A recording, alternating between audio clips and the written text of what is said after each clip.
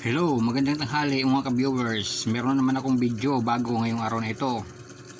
Ang video kong ito ay inaalay ko ito sa mga nag-aaral yung anak ng mga nasa grade 6. Ang video kong ito ay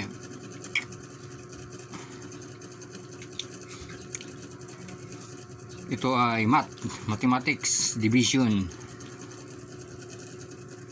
Para matuto kayo sa math division, pakitutok lang ang camera, makinig lang kayo para mabilis kayo matuto. Kung tawagin ito ay ang iba tinatawag itong long division math. Ang division ay mayroon mga tatlong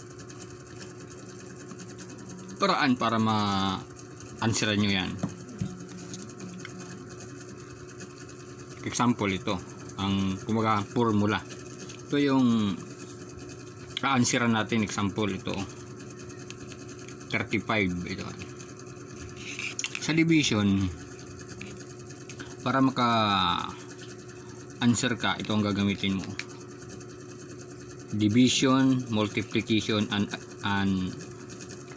minus. Ano yan? Ito, minus, subtraction. Pero bago kayo gumawa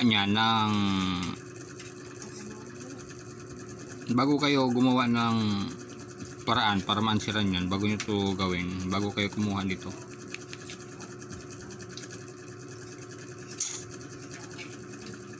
tingnan nyo muna yung answeran nyo. Yan.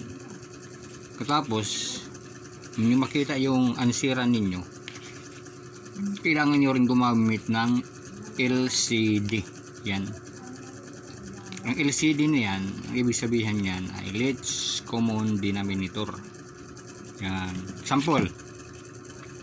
Example, ito LCD, least common denominator. Hahanap kayo ngayon ng denominator para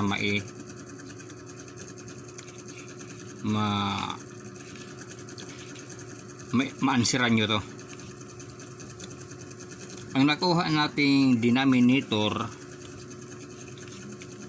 ay 5. Yan ang denominator. Kumuha tayo sa LCD na to, nakahanap tayo ng denominator 5. Ang paghanap ng denominator, simple lang din yan. Ang paghanap ng denominator ay kung anong number sa 35 ang ma-divide mo. Tulad nito ngayon. Example, ito na siya. Yung 35, nilagay ko siya rito, pinasa, at saka yung denominator niya 5. Yan, ito na yung hinanap natin na denominator. Paano natin nahanap yung denominator? Dahil dito, i-divide natin. 35 divide 5 equals 7. Yan, nahanap natin yung answer kasi sa denominator niya. Ibig sabihin, 5 ang denominator niya. I-divide natin yung 35. Ibig sabihin 7 lang siya. Ngayon, ita-times naman natin, gagamitin naman natin itong pangalawang ideya. So, times 7 times 5 equals 35. Maminusin nyo lang siya. 35 minus 35 equals 0.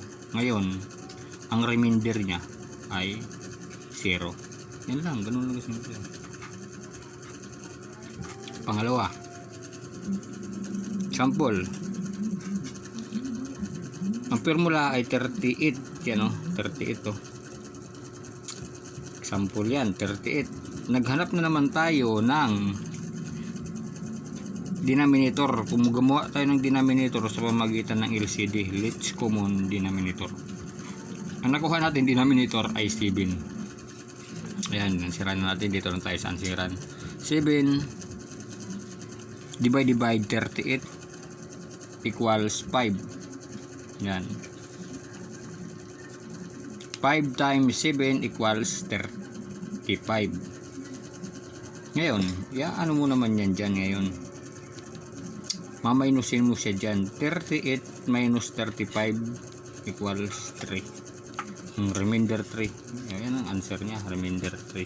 Answer 3. Ngayon, paano naman natin malalaman kung tama ang answer mo? Chichikin natin siya. Sa pamagitan ng pag-check. Maraming paraan ng pag-check dyan. Pero ang paraan lang para mas madali, ito ang ginawa ko.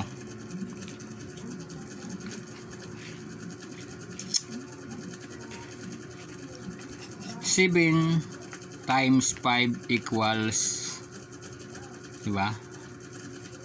35. O yan lang. Chinik mo. Ibig sabihin 35 yung answer, saka yung sa formula 35 equals check. 35 din yung checking nya. Sakto. Tama ang answer natin. Chinikan ko tama. Ngayon naman, dito naman, paano natin malalaman na tama ang answer? Checkin din natin.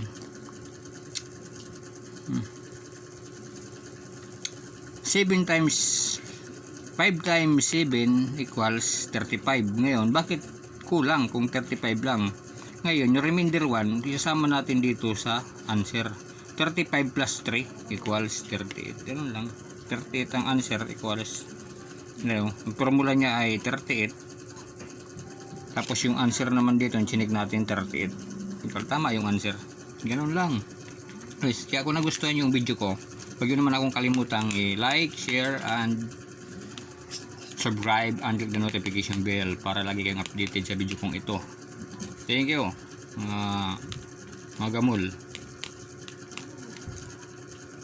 Welcome to our channel.